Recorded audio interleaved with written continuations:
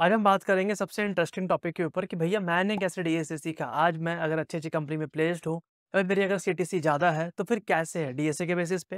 Because interview में DSA से पूछते हैं। मैंने डीएसए कैसे किया? भैया कॉलेज टाइम से आपको डीएसए आता था? ऐसा कुछ भी नहीं है। थोड़ा-सा बैक चलते हैं स्टोरी में।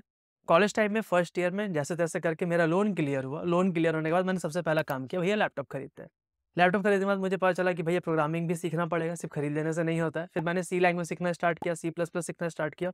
उस समय जो मैं सबसे ज़्यादा फ़ॉलो करता था, मुझे पता चला कि भैया जो सौरभ शुक्ला सर होते थे, मैंने वहाँ से वीडियोज़ देखना स्टार्ट किया एंड आई थॉट कि उनके वीडियोज़ देख के नोट्स बनाया, नोट्स को बार-बार रिवाइज़ किया एंड फिर मुझे ध्यान में आने लगा, अच्छा सी प्लस प्लस में सारी चीज़ें वर्क कैसे करती है। पॉइंटर क्या होता है, कंस्ट्रक्टर क्या होता है, फंक्शंस कैसे बनाते हैं, लॉट्स ऑफ थिंग्स। फिर मैंने धीरे-धीरे क्वेश्चन से स्टार्ट किया कोडसेफ। पता चला कॉलेज में बहुत पूरा माहौल था कॉम्पिटिटिव प्रोग्रामिंग का। आई थॉट कि कोडसेफ स्टार्ट करते हैं। उस समय मुझे डेटा स्ट्रक्चर का डी भी नहीं आता था। बस कोड्सऐप में धीरे-धीरे क्वेश्चन सॉल्व करते चले गए, क्वेश्चन्स नहीं बनते थे, या फिर सीनियर के पास पूछते थे या यूट्यूब में कुछ वीडियोज़ दिख गया तो दिख गया, वरना बहुत उस समय बहुत ज़्यादा ऐसे यूट्यूब में बहुत सारे वीडियोज़ नहीं आते थे या बहुत हमारे पास स्कोप नहीं थे, डिफरेंट-डिफरेंट लोग ऐसा पढ़ा नहीं रहे थे, तो बस खुद से हाथ पैर मारते रहते, जितना बन पाया, बन पाया। धीरे-धीरे समझ में आ गया, लोग सीपी में बहुत अच्छा करने लगे, पता पता चला कि यार हम तो उतना बने ही नहीं है सीपी के लिए, हमसे तो सीपी उतना हाई लेवल पे होगा ही नहीं। देन आई रियलाइज़ कि चलो आप डेटा स्ट्रक्चर पढ़ते हैं, ठीक है? बिकॉज़ कॉलेज में अब फिर धीरे-धीरे समझ में आ गया कि प्लेसमेंट के लिए डीएसए आना चाहिए, ठीक है? अब डेटा स्ट्रक्चर में बहुत सारी चीज़ें होती है, ग्राफ होता है, ट्री होता है, हैशिंग होता है, हीप होता है, lots of things, link list होता है, कुछ नहीं पता था। फिर धीरे-धीरे मैंने बोला चलो गिग्स फॉर गिग्स उठाते हैं, जो कि वेल नोन प्लेटफ़ॉर्म है, हर किसी को पता होता है। उसमें धीरे-धीरे मैंने बेसिक से आर्टिकल पढ़ना स्टार्ट किया। ऐरे भी नहीं आता था, ऐरे पढ़ना स्टार्ट किया। उसके ऊपर 1 नहीं 50 क्वेश्चन सॉल्व किए। अगर मैं अपना फ़ेवरेट प्लेटफ़ॉर्म बताऊँ, जो मुझे गिग्स फॉर गिग्स लगता था उस समय जब मैं करता था, तो मुझे लगता था आपको जाना है gigs for gigs explore tab पे। Then what we can see, आपको बहुत सारे ऑप्शंस मिल जाएँगे, कंपनी वाइज़ फ़िल्टर मिल जाएँगे, ठीक है? आपको डिफ़िकल्टी वाइज़ क्वेश्चन मिल जाएँगे। मैं स्कूल लेवल पे क्लिक करता था, कि स्कूल लेवल पे लेट्स सपोज़ मुझे क्वेश्चन सॉल्व करना है सिर्फ़ ऐरे का, तो मैंने ऐरे यहाँ मार्क किया और स्कूल लेवल के जितने ऐरे के बेसिक क्वेश्चन आ गए, मैंने सब सॉल्व कर दिए।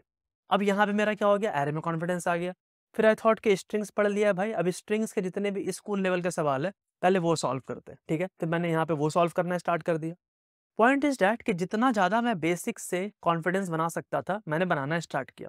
फिर धीरे-धीरे मैंने एडवांस टॉपिक पढ़ना स्टार्ट किया और वो सारा चीज़ गिग्स फॉर गिग्स के आर्टिकल से मैं पढ़ता था।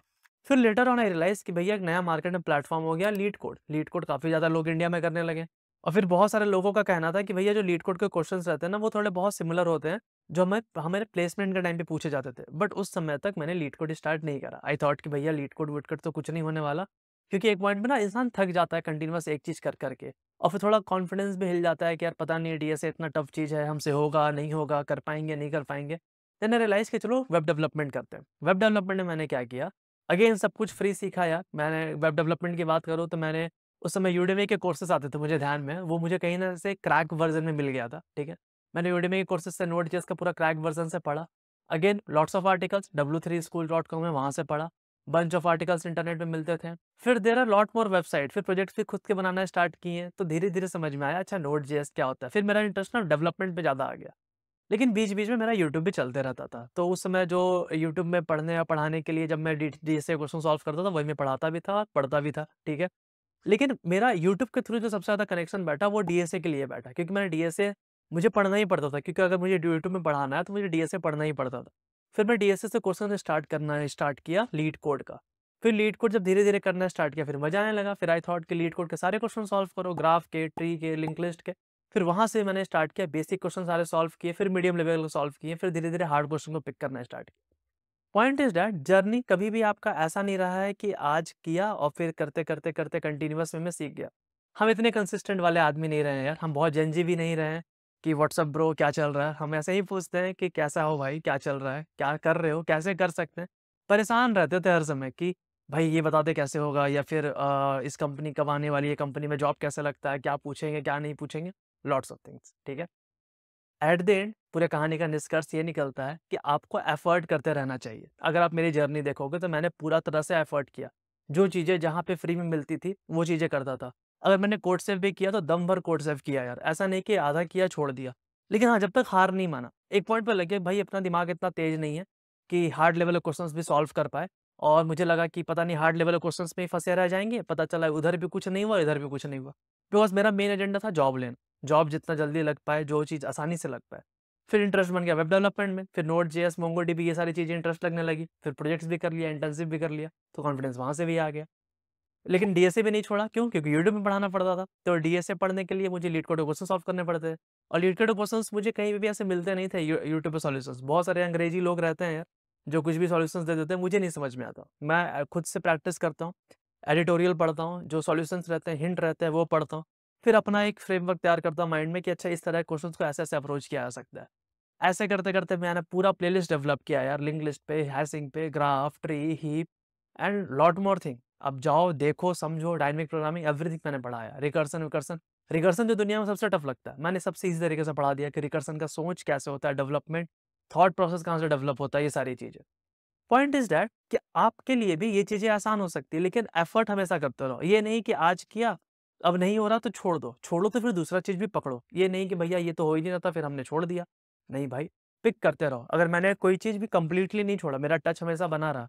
हाँ, अब वो बात अलग है कि अब मैं जब इतना आगे बढ़ चुका हूँ लाइफ़ में, तो मैंने डीएसए छोड़ दिया है करना। बट अगेन मेरा मन करता है डीएसए सॉल्व करने का, बट अब लगता है थोड़ा डेवलपमेंट ज़्यादा फ़ोकस करो। अभी मैंने रिसेंट में एक पोल भी डाला था कि भैया आपको क्या पसंद है, डेवलपमेंट, डीएसए क्या पढ़ाऊँ? तो they with you guys are like कि भैया प्रोजेक्ट कराओ एंड विथ बेसिक्स से डेवलपमेंट के साथ। आई थॉट कि चलो ये करते हैं। पॉइंट इज दैट प्लेटफॉर्म बहुत है एंड अपॉर्चुनिटीज बहुत है आपके पास, लेकिन प्रॉब्लम क्या है कि हम एक फिक्स जगह, पेड के जगह जाके बंध जाते हैं। ठीक है, हमें लगता है कि इसको 5,000 रुपया या 10,000 रुपया दे दूं, ये तो हमारा करा ही देगा। कोई भी कुछ नहीं कराने वाला आपका यार, ये सच्चाई ट्रुथ बता रहा हूँ आपको। तो प्लीज अब अपने फोकस करो। अब बोलोगे कि भैया 10 प्लेटफॉर्म में फ्री में कौन सा जाए?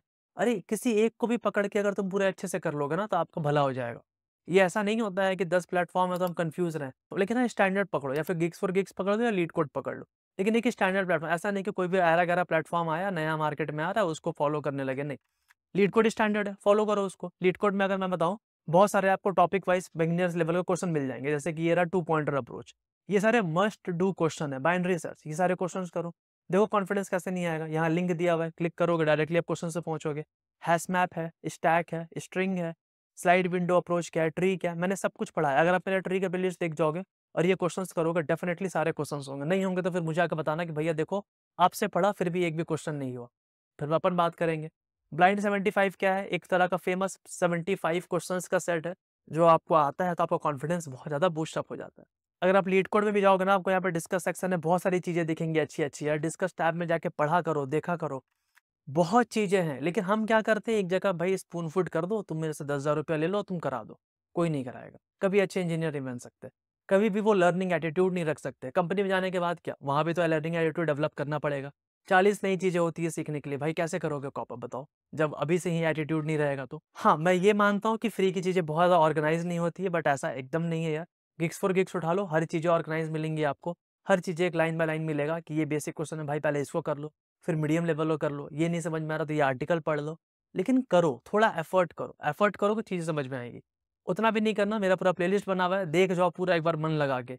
1 से 2 महीने के अंदर पूरा डीएसए खत्म कर जाओगे, कॉन्फिडेंस देखो फिर वहाँ से भी आ जाएगा। तो चीज़ें ना टफ नहीं है, प्रॉब्लम क्या है कि हम अपने आप को ही थोड़ा लिमिट कर देते हैं किसी एक के पास जाके, या फिर हम अपने आप को लिमिट कर देते हैं कि हमसे होगा ही नहीं।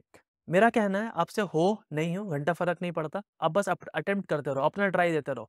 डीएसए नहीं मन लग रहा है, डेवलपमेंट करो, डेवलपमेंट में मन उठ गया, डीएसए करो। कुछ दोनों में मन नहीं कर रहा, डेटा साइंस करो, कुछ और मन नहीं लग रहा, एआई के बारे में एक्सप्लोर करो, कुछ ना कुछ करते रहो। कोई ना कोई चीज़ें कहीं न कहीं जाके आपके लिए सेटल कर जाएँगी यार। तो आई होप अगर आपको मेरा वीडियोज़ अच्छा लगा तो प्लीज़ चैनल को सब्सक्राइब करो, अगर अभी तक नहीं किया है तो कमेंट्स करो, वीडियो को लाइक करो एंड जैसा भी लगता है प्लीज़ बताओ यार, कोई और डाउट्स हो तो वही बताओ कमेंट करके, definitely I will try to make a video on that thing. तो थैंक्स अ लॉट यार, मिलते हैं नेक्स्ट वीडियो, तक के लिए बाय, सायोनारा।